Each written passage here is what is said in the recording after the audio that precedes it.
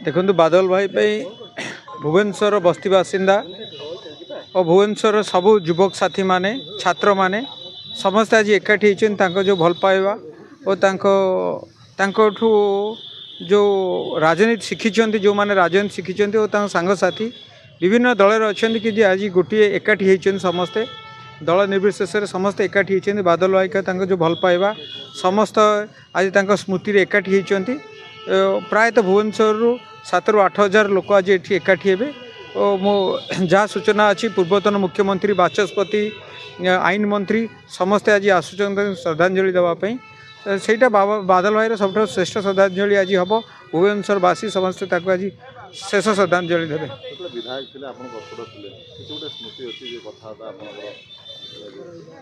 देखु बहुत जिन शिखी बहुत जिन शिखी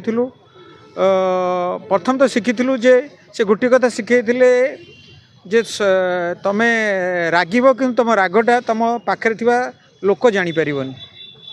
कारण तांकर पाखे बहुत लोक थे जे हत्याकारी थिले राजनीतिक हत्याकारी थिले किंतु से केबे भी किछि कहि नांती और मल्ला जाए भी किछि कहि नांती सेटा सब बड़ जिनस जे तांको राजनीति जे तांको हैरान करे शत्रु जमी व्यवहार करती मित्र भी से भाया व्यवहार करती तांकोटू से गोटे जिन आम शिखीचु सबुठार बड़ उपदेश जीवन में यही उपदेश जे मानिला बहुत राजनीति से शेष स्थान को जीव। स्वर्गत विजय महांती आज मृत्युर 14तम दिवस आज भुवनेश्वर तरफ श्रद्धांजलि ज्ञापन करा दल मत निर्विशेष से एभली एक व्यक्तित्व थिले। विजय महांती कहले तांकु कम लोक जानूले बादल भाई कहले तांकु सारा भुवनेश्वर बुझुले एभली एक सरल व्यक्तित्व एभली एक निष्कपट व्यक्तित्व मु निजे एबे विधायक होई मध्य से भली एक विधायक को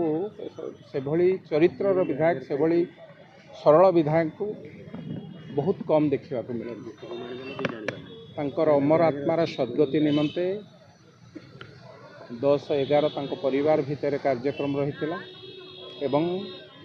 14 दिनटा को आमे सारा भुवनेश्वरवासी दल मत निर्विशेष आज ये माउसीमा मंदिर प्रांगण रे पालन करा जिवो। एठिकी विरोधी दल नेता माननीय बाचस्पति महोदया लॉ मिनिस्टर लॉ एवं वर्क्स मिनिस्टर विभिन्न दलर नेतृस्थानीय व्यक्ति माने आसिबे विभिन्न वर्गर नेतृत्व लोक आसिबे तेणु समस्त आज श्रद्धांजलि दबा उद्देश्य आसिबे। आज आम समस्तंकर आम विगत दिन में युव नेतृत्वर प्रतीक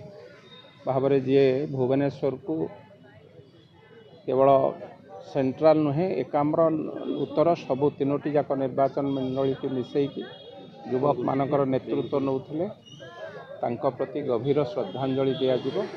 आज ये श्रद्धांजलि उत्सव सकाळू संकीर्तन कार्यक्रम आरंभ होईची राति जाए ये कार्यक्रम चलिबो एवं भावुची तांको प्रति गोटे श्रेष्ठ श्रद्धांजलि दिया।